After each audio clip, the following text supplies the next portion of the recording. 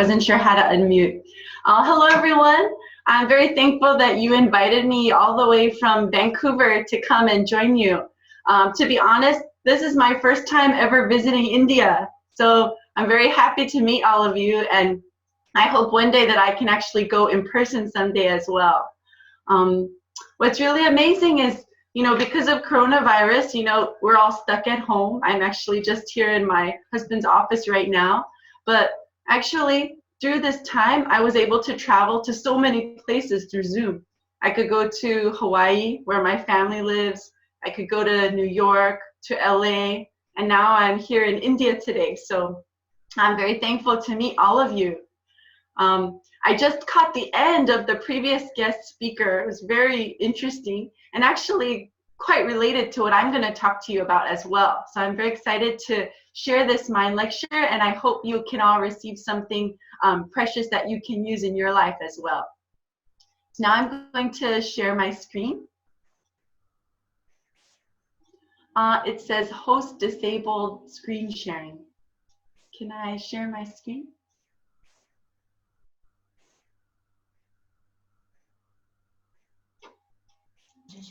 전요한 좀 스크린 세이브 해주세요. Okay, great. Okay, can everyone see the screen? Yes? Okay, perfect. Okay, so the title of my mind lecture today is the 2 most powerful words in the world. Maybe after seeing the previous presentation, you might have a guess. Any idea about the 2 most powerful words in the world?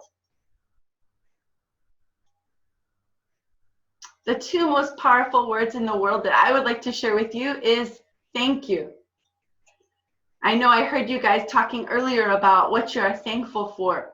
So, these are not just words that are nice, make people smile, but these words actually have power. They have the power to change your life as you say these words, and they also have the power to change the people that you are thanking. So let's take a look more at why thank you is so powerful. I'd like to introduce you to a famous CEO. His name is Wahe Takeda. He's from Japan, and he's actually the CEO of Takeda Confectioner. This is a famous bakery. So they have all kinds of baked goods. They do crackers, they do pastries, cookies. So Mr. Takeda is a very successful CEO. He's known all around the world. So I underlined the term successful here. Now, when you think of success, what are some characteristics of people that you consider successful? Would anyone like to share? What do you think is a successful person?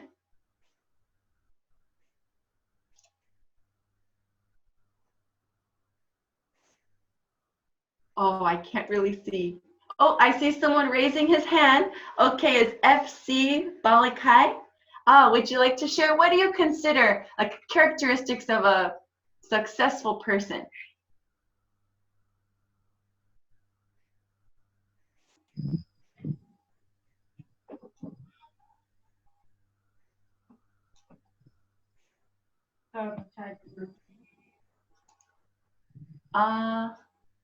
Yes, FC Balikai. I saw you raise your hand. What do you think?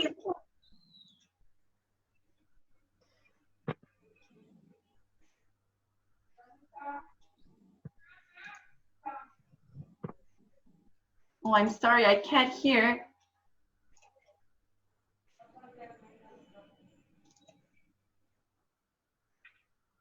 Is the audio working for you?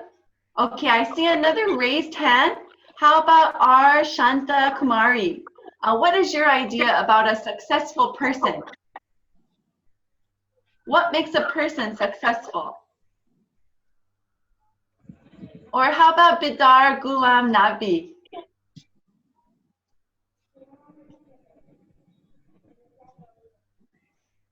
Do hard work. Hard work. Okay, Yeah. That's definitely a component of what leads to success, right? Okay, I see one more hand here on the same screen. How about Jayajit Pradhan? What do you think?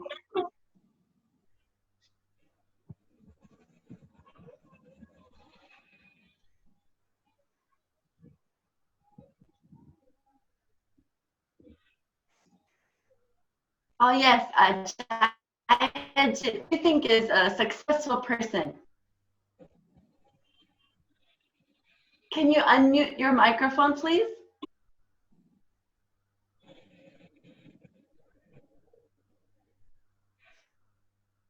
Oh, I think we're having some technical issues. I think people are not able to unmute maybe.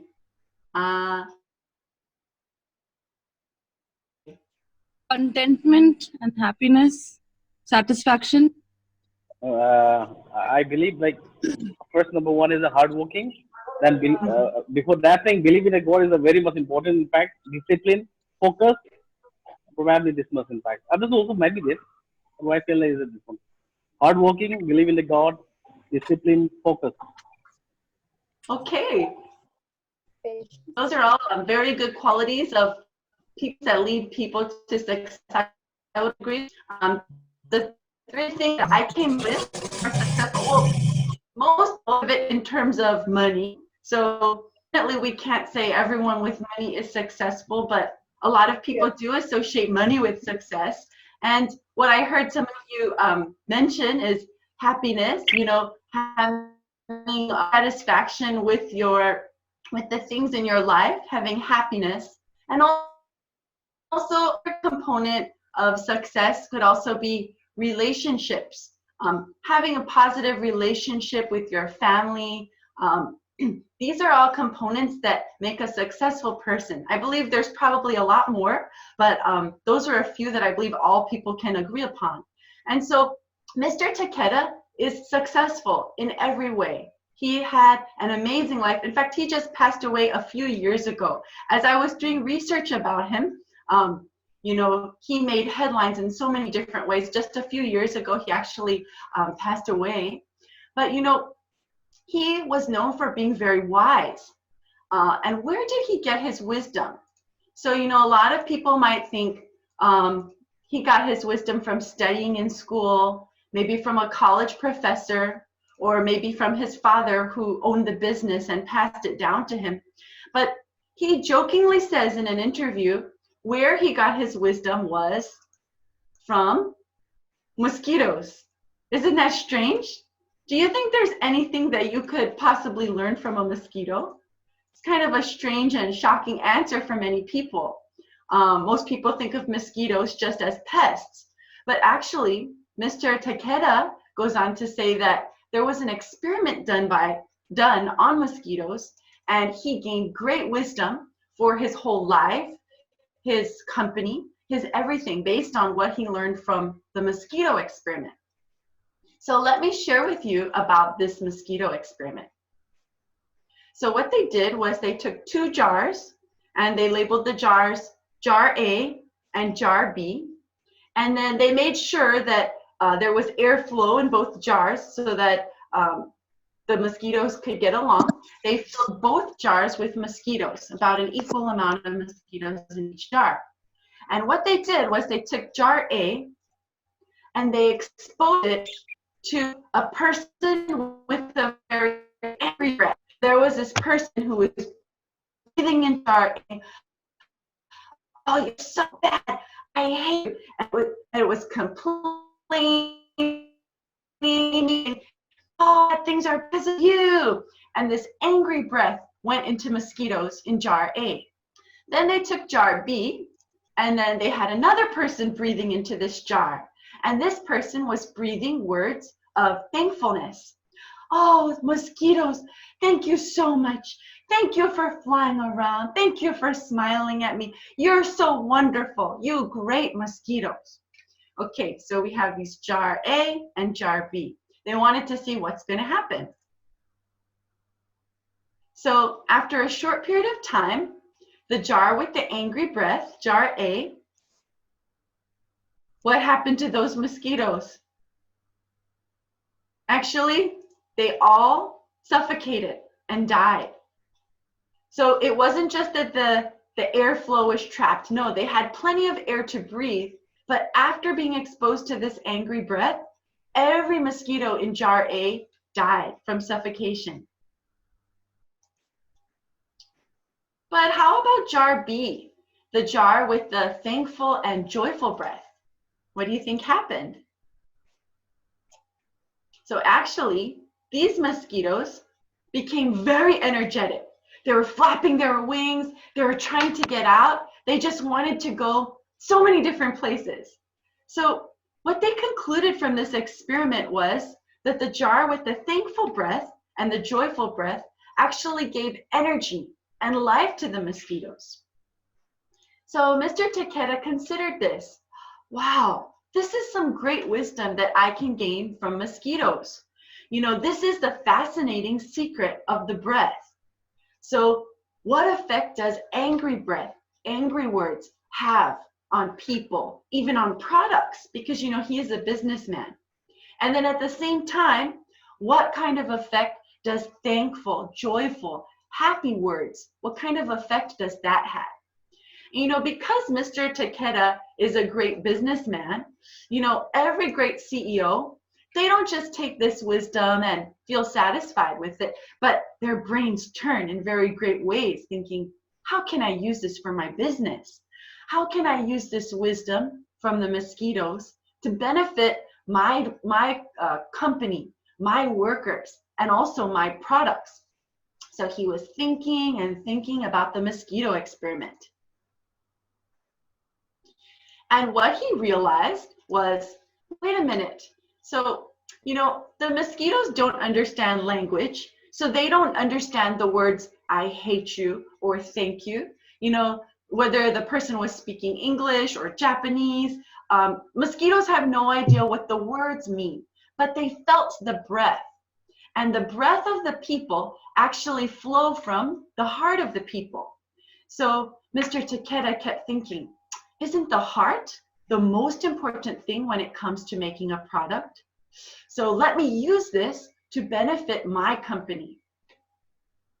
So the very next day, when he came up with this new discovery, he called all of his staff members together. And so he said, okay, everyone, I want to have a meeting. Let's have a meeting, everyone. So he gathered everyone who worked with him, everyone from the top sales manager to the bakers, to the people who pack the products, even to the people who clean up, who make the coffee. He gathered all of his staff and said, from this day forward, I am going to make a new rule, and everyone who works here must follow this rule. What rule is that? He said, everyone must say thank you all the time to both the products and to each other. Think about it.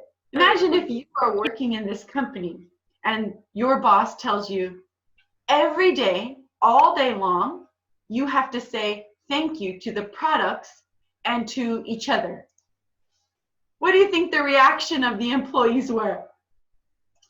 The company employees thought this was such a strange request. What? Our CEO, has he kind of lost it? It's so strange. You know, we're busy here. You know, I'm the baker, I'm baking these goods. How can I stop what I'm doing and say, thank you, thank you, thank you, right? I mean, so it's one thing to say thank you to one another, but he's telling them to say thank you pretty much for no reason. So, you know, in the past when they interacted with each other, they might see one another walking in the halls, but they usually just smile or pass by. But now, whenever they pass a person, they have to say, thank you, John. Thank you for putting the cookies in the package. Oh, thank you, Barry. Thank you for making the coffee this morning. And they have to start saying thank you for every little thing whenever they meet a person. But not only that, the CEO also said to say thank you to the products. Imagine you're a cookie packer and you're putting the cookies in the package. And you have to say, oh, thank you, cookie. Oh, aren't you nice? Thank you. It sounds very strange, right?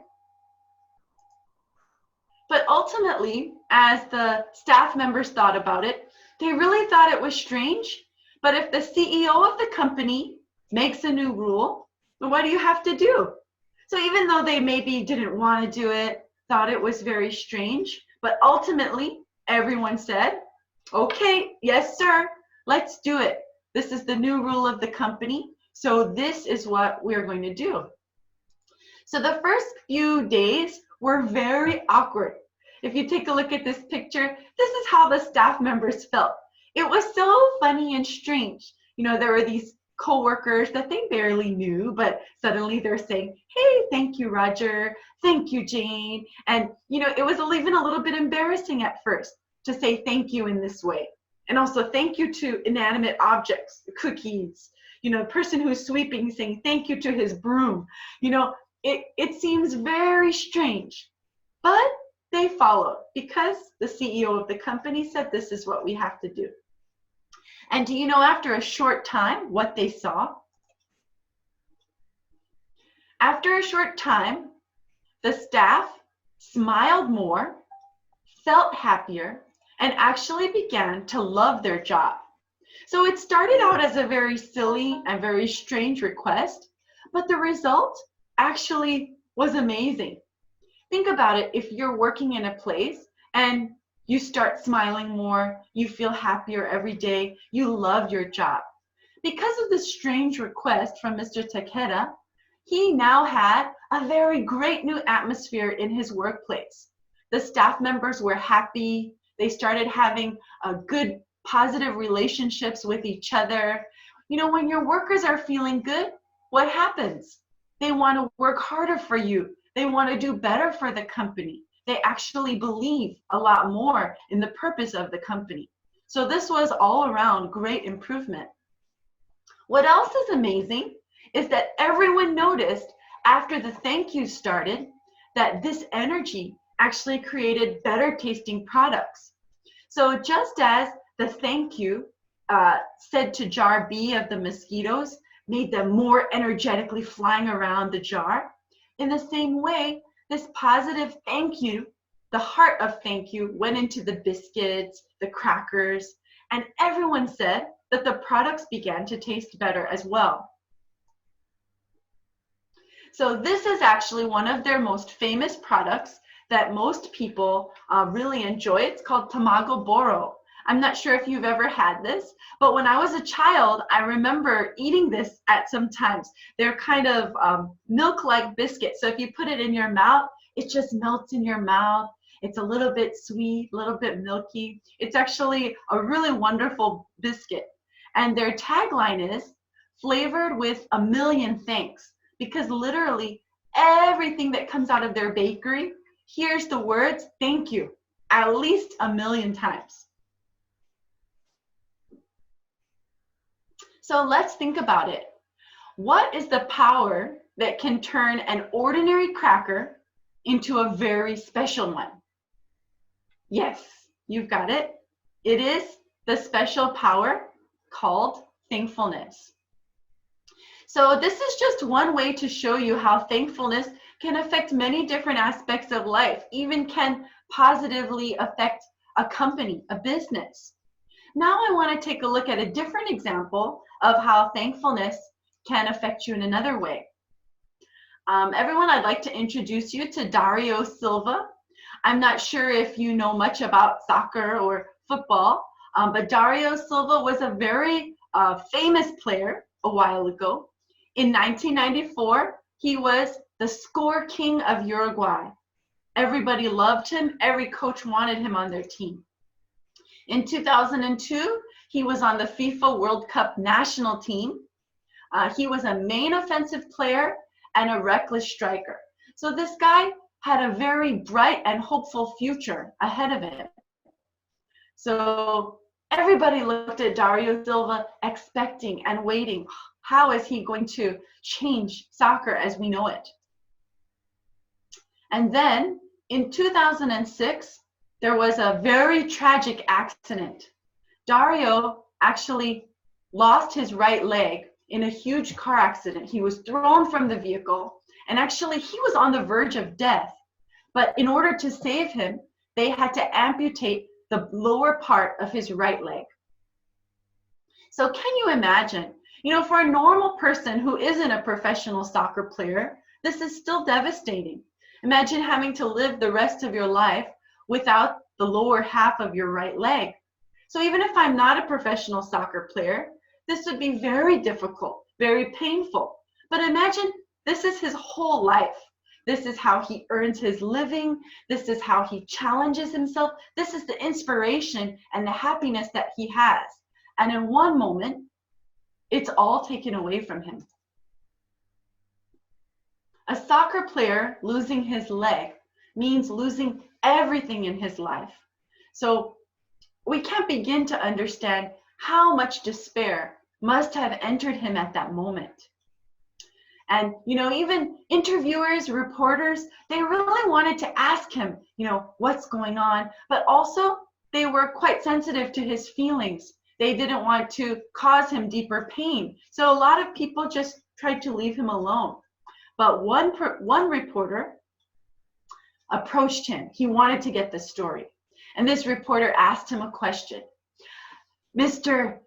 Silva, how do you feel right now? And, you know, all the other reporters were like, hey, have a heart. You know, he's in the depths of despair right now. How can you ask him how he's feeling? Of course, he's feeling terrible.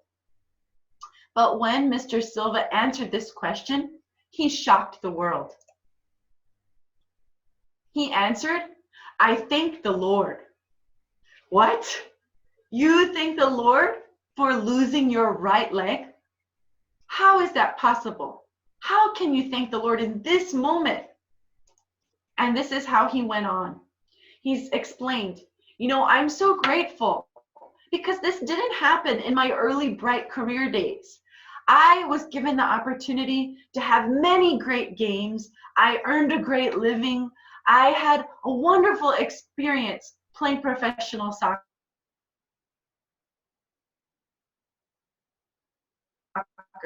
in that accident.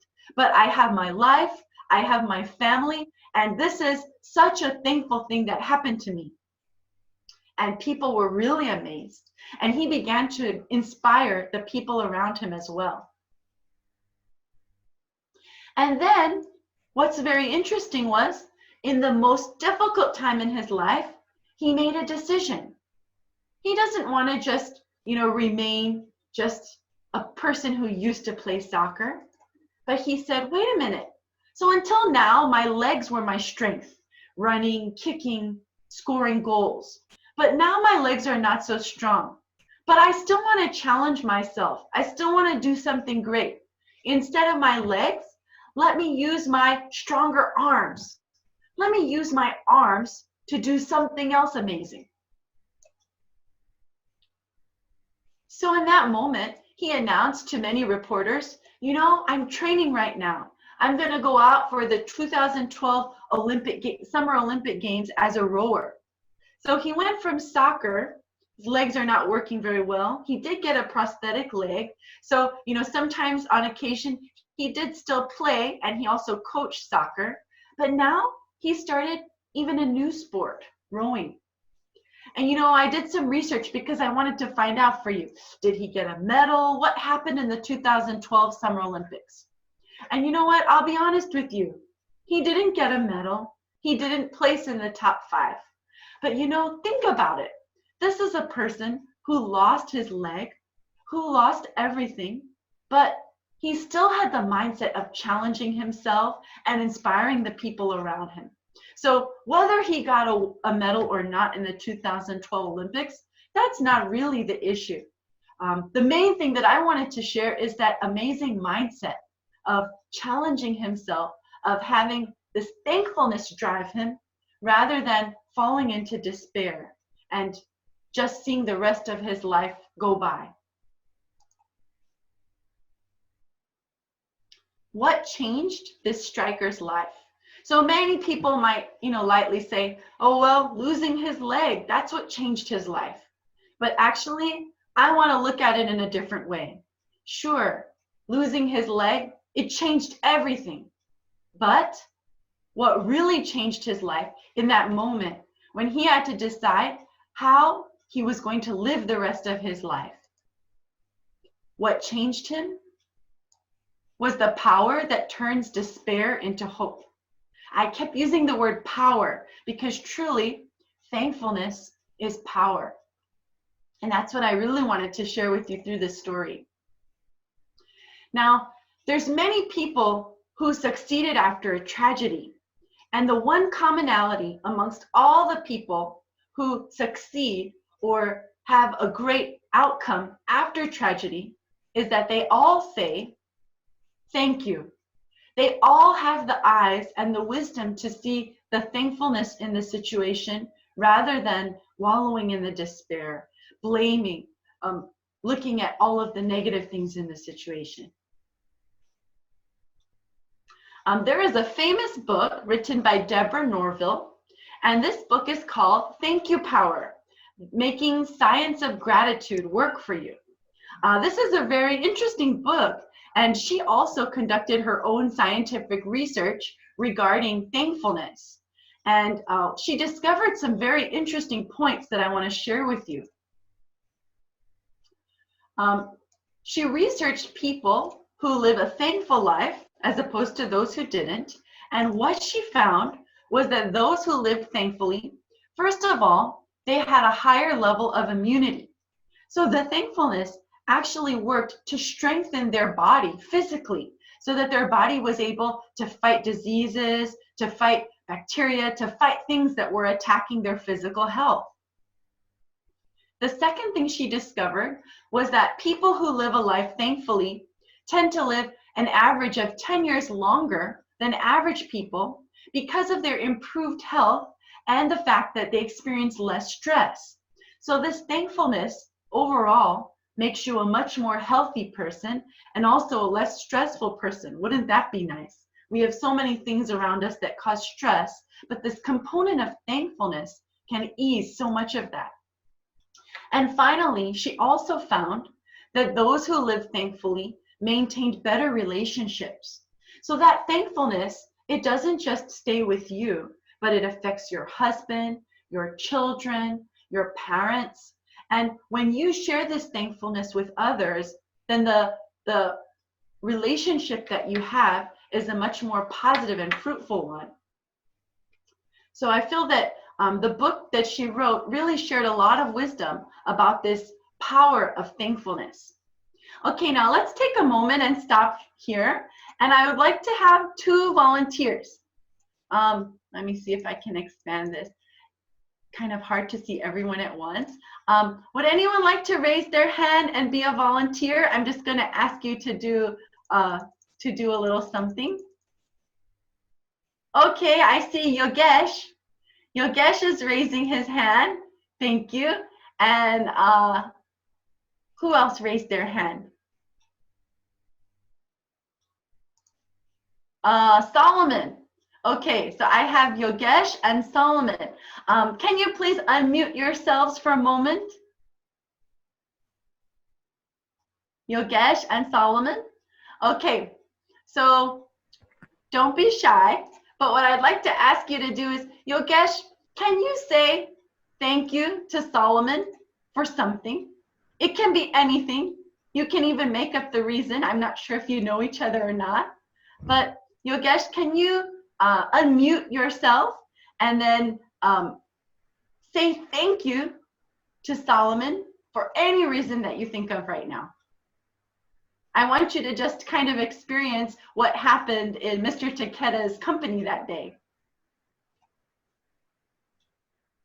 Okay, good, you're unmuted. What would you like to say thank you to Solomon about today? Solomon.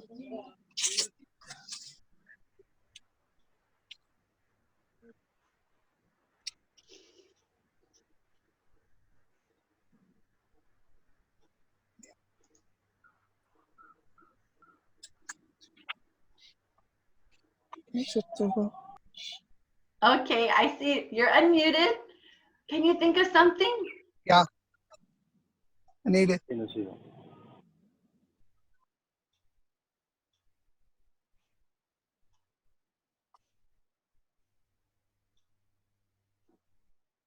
Oh, you're muted again. I couldn't hear you. I'm sorry. Can you say thank you to Solomon for any reason that you think of?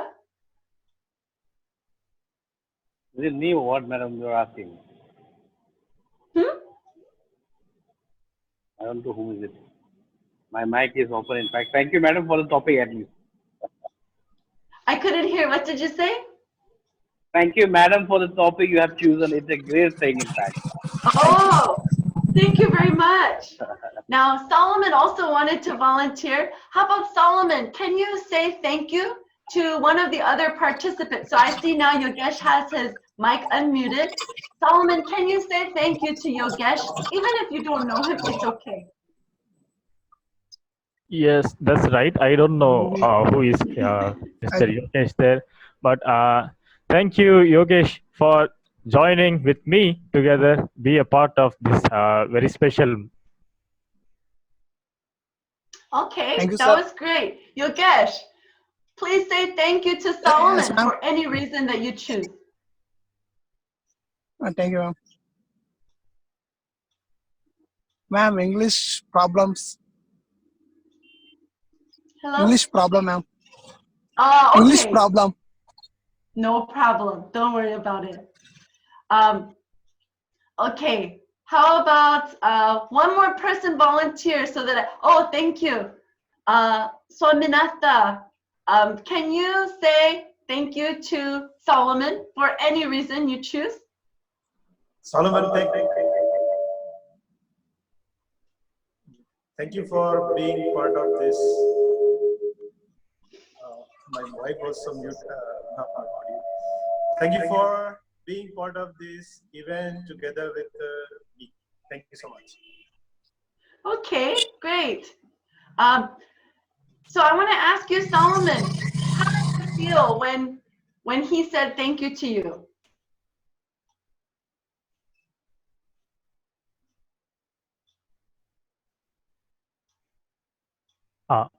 Can you hear me, ma'am? Yes. Yeah. I felt like warm. Right. Do you guys know each other? Yes, I know him. Oh, okay. Right. Sometimes we know the person, sometimes we don't know the person. But even if it's a stranger, if you're giving or receiving that thank you, it kind of makes you feel warm. It makes you feel a little bit more open to that person. I just wanted you to have a chance to kind of experience what Mr. Takeda had created in his company at that time. I have a little bit more to share with you, so let me open up my screen again. Okay, let's continue.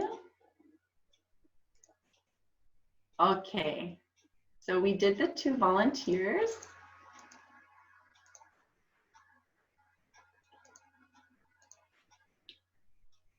So now let's think back to Mr. Takeda and his experiment.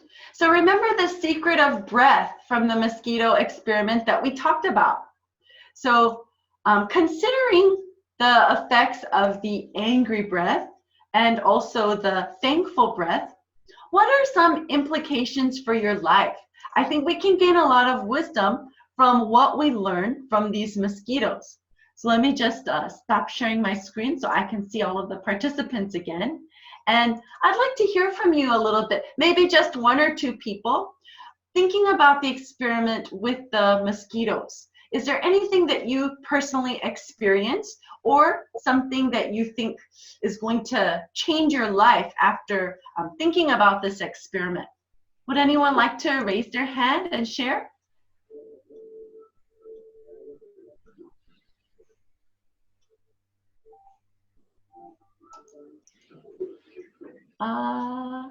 I don't see. Is anyone raising their hand? Oh, I see Redmi. Yes. Thank you, madam, in fact, for giving me opportunity to speak. As I'm running a school, in fact, I will be using thankful word much more in the future, in fact. And it's going to change my life also as one of the person, you can say I used to angry a lot, in fact, in my family also. I don't know how it happened, but from nowadays, from now onward, I will change that angriness into thankfulness to each everyone, in fact, to my wife, to my children, even to the God, in fact, who has created me, in fact. So thank you very much for this topic, in fact. Okay, thank you. That was a great sharing you had. Thank you very much. Do I have one more person who would like to comment? Yes, Diana. Hi. Actually, I was just telling my husband that yes, I think we have to tell our children more often. Like, you know, instead of just scolding them, we should say thank you. So I think that that will make them better. You know, and you know, obey us more, or you know, listen to the parents better instead of just scolding. Even I'm teaching, so I feel like to my students also, I should say thank you more often, and to the people around me, thank you. So it was great. Thank you for the session, the topic you have chosen. Thank you. Thank you. That's really true what you said, especially about our children. I also have 3 children of my own, and you know, even though I'm the person giving this mind lecture, I also need to remind myself about the effect of angry words and thankful words. You're right. I scold my children so much. Don't do this. Don't do that. And yeah, this is the angry breath I'm giving them. And of course, they know I love them, but in that moment, that angry breath can really hurt them. So we really do need to kind of refocus. And, you know, making these mind lectures and delivering them to people, this has helped my life so much because I'm a person who often forgot about what I need to be thankful for and also how much power thank you has. And I just wanted to share about, let's see, let me go back to my PowerPoint really quick. Okay, so, you know, talking about the implications of this mosquito experiment, actually, you know, as you saw in my profile earlier, I did a lot of work with First Nations students. I'm not sure if you know much about the Indigenous people or First Nations in Canada, but about 10 years ago, we started doing camps with the youth. The reason was we saw some research and we saw some information that the youths have a lot of problems. Of course, every country, you know, we deal with certain youth problems, but an overwhelming amount of their population, of their young people, have been committing suicide, have also been suffering from addictions of drinking and also drugs. And so when we saw that they had all of these problems, you know, nobody really wants to get addicted to drinking or addicted to drugs. But this is something that happens along the lines when they're being guided in the wrong direction. And so that's when we started meeting with the First Nations and having mind education sessions with them. And actually just, I believe it was last summer, I shared a thankfulness mind lecture. It was quite similar to what I'm telling you, but kind of on more of a childish level because I was talking with elementary school students. And what was really great was I shared with them about the mosquito experiment also, and they really liked it. And in this case, we had a small class setting where we had, you know, several teachers. So what I had them do was I had them break out into small groups of about five students per 1 teacher. And I was also the leader of a group of girls. And at the time, you know, I started asking them, so, you know, what do you think about the angry breath? And what do you think about the thankful breath? And have you ever experienced any of these things? And what's really interesting was, you know, these are kids that I had just met like 1 day ago, but they were so pure in wanting to share and wanting to tell me about their lives. And, you know, so many of them said that they had some deep scars in their heart because of the angry words they heard. And these angry words came from people who were very close to them. You know, it came from their mother, from their brother, from their grandmother. And so, you know, as I listened more, like, it's very clear when you're an outsider, but when you're a young person in that situation, you know, hearing the angry words, what do they think? Oh, so my grandma hates me. She's saying these angry words because she hates me. But actually, as we talked more, we realized, and they realized, that sometimes the anger that they received, without even realizing it, they pass it on to other people, and they reflect that kind of heart to others as well. And so, I shared with them, this isn't a time to blame you or to make you feel very regretful for the past, but rather, now you have this new wisdom. So from now, why don't we take it in the opposite direction? Why don't we think about how these thankful words can affect your family and you and your loved ones, And they became very hopeful. And then I even gave them homework about going to each of their family members and saying thank you to them. And, what was their reaction? Because some people said, no, my brother hates me. No, if I say thank you, he might punch me, But actually, when I had them try it, they were all amazed that when they gave those thankful words to their family members, even people who they thought didn't like them, they were so amazed to see that they got a very positive response. And in fact, one particular student, I kept in touch with her. Sometimes she messaged me on Facebook. Now I believe she's 14 years old, so she just started high school. And she was having a difficult time because she was living with her grandma, and she sent me a text message one day saying, I want to leave, I'm so angry. My grandma hates me and I've got to get out of here. And I thought about it, and I met her grandma. I know that her grandma doesn't hate her, but that's what it looked like. Why? Because her grandma was yelling at her because she had stayed out late and the grandma didn't know where she was. So actually, the grandma has a great amount of love in her heart for the granddaughter. And also, she's worried about her future. And she doesn't want her to end up like her daughter, who had gotten involved with alcohol and drugs at a young age and also got pregnant at a very young age. And she didn't want that same thing to happen to her granddaughter. And so when I had this conversation with the student I knew, and I said, please think about your grandma's heart. Are the words that she's saying really coming because she hates you? Or is it actually because she loves you and she's trying to help you? And when we had that conversation, she wasn't convinced, but I said, please ask her. Can you just ask her and have a conversation and find out? And the next day, she actually contacted me and said, oh, I'm so glad I talked to her. I don't want to run away. My grandma, she really just loves me and wants to take care of me. And so much of the pains we have in our heart is because of misunderstanding, because of these angry words that we hear from others or that we give to others. So that was just an example of how this mosquito experiment actually really benefited some of the students that I worked with. I just have a few more slides I wanted to share with you before my time is up. So, as we saw with Mr. Takeda, on a superficial level, he just told everyone, you must say thank you.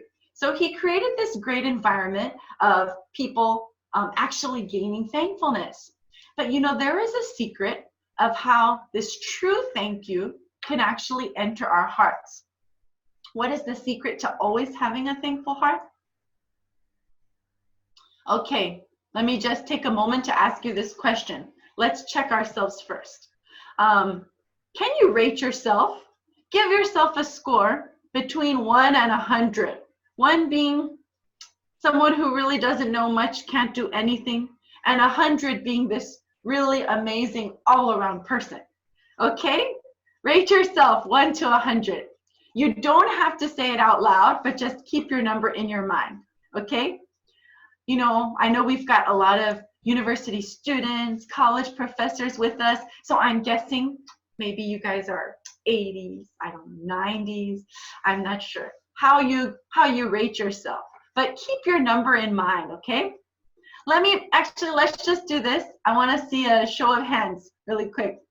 Raise your hand if you are at least a 50. 50 or better, raise your hand.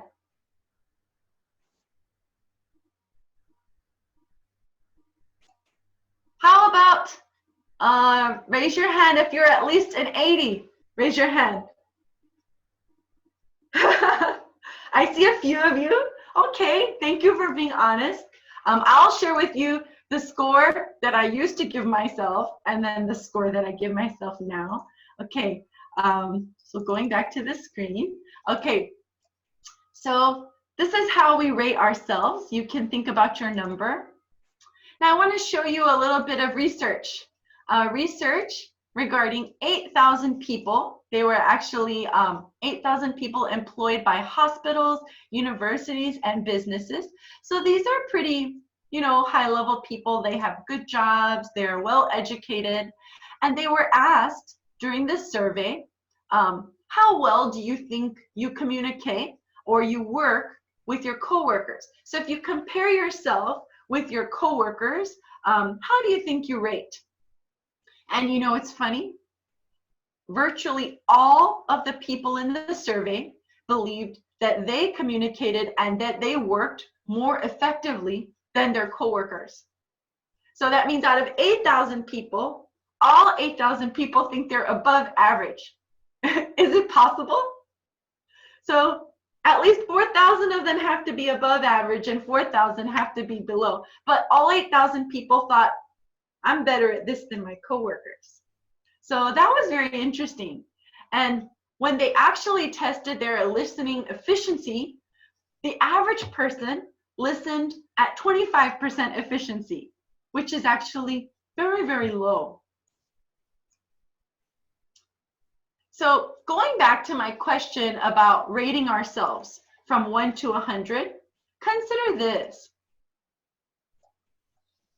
So suppose out of 1 to 100, suppose my score is a 50. Let's say I'm a 50. But what if I'm a 50 living with the thought that I'm at least a 70? Come on, I'm definitely a 70. Then how do you think I will react when others regard me as a 50? So I'm walking around thinking I'm 70, but people are treating me as a 50. How do you think I'm going to feel? I'll think, hey, why do those people despise me? And all I could feel is full of complaint and disappointment, right? But how about consider this? Suppose I'm a 50, but I walk around thinking that I'm a 30. Then when people start treating me like a 50, how am I going to feel? Wow, everyone is treating me so well. This is great. I'm so thankful to be here. These are great people. That's interesting, isn't it? The way that we rate ourselves, the way that we think of ourselves affects our reaction to how people, to other treatments of me. So what does this mean? So what I want to share with you also is that the key to thankfulness is a humble heart. So it's a heart really knowing ourselves. So to be honest with you, before I was part of International Youth Fellowship, which is our youth organization that actually first taught me about mind education and gave me the opportunity to volunteer all around the world, I thought of myself as pretty high. I never really like to tell people, but I thought of myself as like an 80 or 90, okay? I'm sorry to say that, I had a good education. I did very well in school. I was the high school valedictorian. I had all these things piled up in my heart, reasons to think, hey, I'm a 90, right? But as I started to work with IYF and as I started to volunteer, meet people from all around the world, my perspective began to get wider and wider and wider. The more I interacted with others, I realized I have so much to learn. Here I thought I'm the person who has to go around and teach, but what I learned was these little kids that I came to teach have so much wisdom that I can actually receive from them. So as my heart began to see how much I don't know, and my score began to go down, not meaning that I feel bad about myself. Having a lower score doesn't mean, you feel bad or you feel depressed. No, it just means realizing there is such a great, huge world out there and so much wisdom that I don't have that I would like to gain from those around me. Having this kind of heart really enables us to have a thankfulness for everyone and for everything that is around us. So, do I want you all to have a low score and walk around with your heads down? No way. I want to remind you about a famous philosopher, Socrates. You know, everyone in the world regarded him as the wisest man in the world. Why? Because he said, I'm wise because I'm the only one who knows how much I don't know. And that was his wisdom, was acknowledging how much he doesn't know, how much more he needs to learn. And because of that, he could be very thankful for those around him as well. Now, finally, you know, we're all here, we're all home because of COVID-19. So obviously, you know, there's so many reasons why we can be angry about this situation, why we can complain, why we can feel frustrated about COVID-19. But what I would like to challenge all of you is to think of the thankful things in your life right now. Actually, because of COVID-19, I can spend a lot more time with my kids. I can teach them at home. I can visit people in India, which I never thought I would be able to do. There's so many things that I am able to do that are actually thankful because of COVID-19. And then the second challenge to you is, I would like to challenge you to share this mindset of thankfulness with those around you, especially those that you love and care about. So this actually concludes my lecture. Thank you so much for having me.